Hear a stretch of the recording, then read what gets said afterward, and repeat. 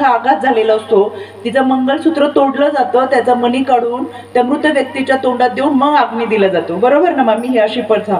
तर याच्यामध्ये तिच्या कपाळाचं कुंकू पुसण्यासाठी अतिशय विदारक पद्धत असतात. त्याच्यामध्ये 5 सौभाग्यवती बोलवल्या जातात आणि त्या 5 सौभाग्यवती आधी हळदी कुंकू लावतात आणि 5वी सौभाग्यवती तिच्या कपाळाचं कुंकू पुसते.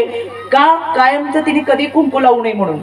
मला कायम हा प्रश्न पडतो, या 5 सौभाग्यवतींना बोलवण्याचा अधिकार कोणी दिला आणि कोण या 5 सौभाग्यवती ज्या तिच्या कपाळाचं कुंकू पुसणार? कुठल्या ग्रंथामध्ये लिहिलंय? कुठेच लिहिलेलं नाहीये. आपणच आपल्या वैरी आहेत. आपल्या महिला भगिनीच्या कपाळाचं कुंकू पुसण्यासाठी आपणच पुढे येतो. ही प्रथा आपल्याला सगळ्यांना बंद करायची. तिच्या कपाळाचं कुंकू आपल्याला तसंच ठेवायचं. माझ्या स्वतःच्या घरापासून मी सुरुवात केली. माझी 6 नंबरची काकू, मोठी माझी एकत्र कुटुंब पद्धत आहे.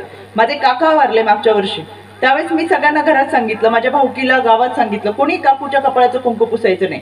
तुम्हाला काकाच्या मुखामध्ये गळ्यातलं मणी मंगळसूत्र द्यायचं, तिचं मंगळसूत्र तोडू नका. तुळशीचं पान सुद्धा तितकंच पवित्र आहे, ते तुळशीचं पान तोंडात द्या आणि अग्नी द्या. आहे तशीच काकू राहिला पाहिजे. या मला समाधान वाटतं आज तिला पाहताना. तिच्या कपाळाचं कुंकू पुसलं नाही, गळ्यातलं मंगळसूत्र काढलं नाही, बांगड्या काढल्या नाही, जोडवी काढली नाही. आज आहे तशीच आहे ती. पतीचं निधन झाल्यानंतर त्या माऊलीला आयुष्यभराच्या खस्ता खावे लागतात. समाजाची अवहेलना पेलावी लागते. समाज वाईट नजरेने बघत असतो, त्यांचा त्रास सहन करावा लागतो. लेकरांना वाढवायचे असतात म्हणून काबाड कष्ट करायचे असतात आणि हे सगळं करत असताना तिला अनंत यातनांना, वेदनांना सामोरं जावं लागतं.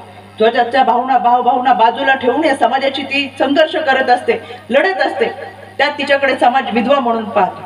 मुळातच विधवा हा शब्द चुकीचा आहे. मी राज्य महिला आयोगाचे अध्यक्ष नात्याने महाराष्ट्र शासनाला आम्ही शिफारस केली आहे वैशालीताई, आणि सांगितलंय शासकीय यंत्रणेतून विधवा हा शब्द काढा आणि तिला पूर्णांगिनी म्हणा, कारण ती पूर्ण ताकदीने हा संघर्ष पेलत असते.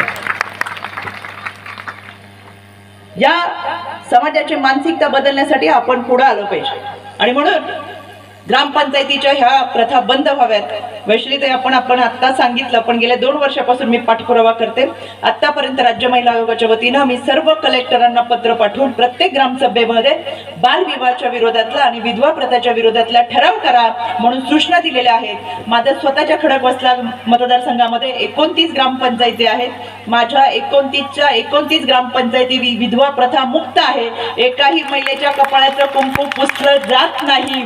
आणि मला आतापर्यंत महाराष्ट्रातून 5,500 ग्रामपंचायतीने निवेदन दिलेले आहेत की आम्ही विधवा प्रथाचा ठराव मंजूर केलेला आहे. मला सांगायला आणि मनापासून आज आनंद होतोय साधनाताई, मी या गावामध्ये येण्याचं कारण की मी हळदी कुंकाला त्याच ठिकाणी जाते जिथं माझ्या या महिला भगिनींचा सन्मान होतो. त्यांनी मला कुंकू लावावं, मी त्यांना कुंकू लावावं. त्याच ग्रामपंचायत 200 लोकांची असेल तरी चालेल. माझ्या विधवा महिला भगिनींचा सन्मान होत असेल तर मी तिथपर्यंत